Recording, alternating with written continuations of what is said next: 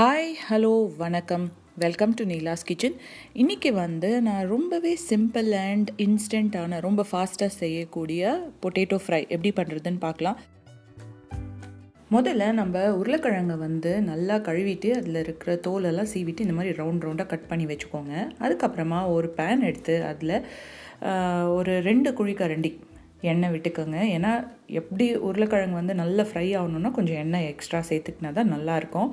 So அந்த எண்ணெய் காஞ்சதும் அதில் நம்ம கடுகு கொஞ்சம் போட்டுக்கிட்டு பொடி பொடியாக நறுக்கிய வெங்காயத்தையும் சேர்த்துக்கோங்க. சேர்த்து நல்லா வதக்குங்க.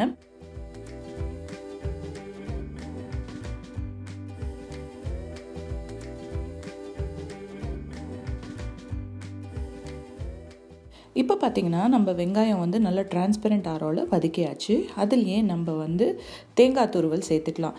நான் இங்கே ஃப்ரோசன் கோகோனட், ஷ்ரெடட் கோகோனட் தான் வச்சுருக்கேன். ஸோ அதுதான் நான் யூஸ் பண்ணுறேன்.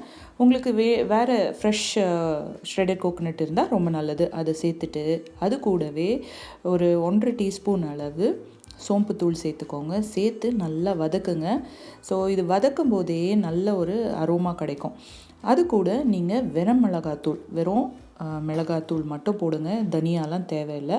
அப்புறமா கொஞ்சம் மஞ்சள் தூளை சேர்த்துக்கோங்க. சேர்த்து நல்லா அதை ரோஸ்ட் பண்ணுங்கள். ரோஸ்ட் பண்ணிட்ட அப்புறம் நம்ம கட் பண்ணி வச்சுருக்கிற உருளைக்கிழங்கு சேர்த்துக்கலாம். சேர்த்து நல்லா கலரி விடுங்க.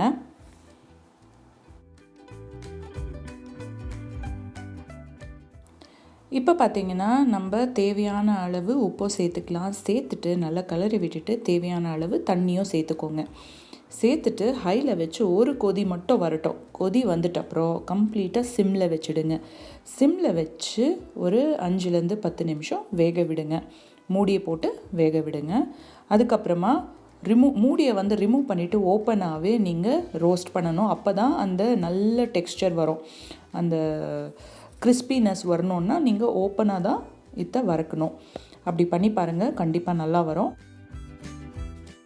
இந்த பொட்டேட்டோ ஃப்ரையை ஒரு தயிர் சாதமோ இல்லை ரச சாதத்துக்கு ரொம்பவே நல்லாயிருக்கும். ஹாட்டான ரைஸோடு சர்வ் பண்ணி என்ஜாய் பண்ணுங்கள். இந்த வீடியோ உங்களுக்கு பிடிச்சிருந்தா கண்டிப்பாக லைக் பண்ணுங்கள், ஷேர் பண்ணுங்கள், சப்ஸ்கிரைப் பண்ணுங்கள். கூடவே பெல் ஐக்கானையும் ஹிட் பண்ணுங்கள். மறக்காமல் கமெண்ட்ஸ் போடுங்க. தேங்க்யூ.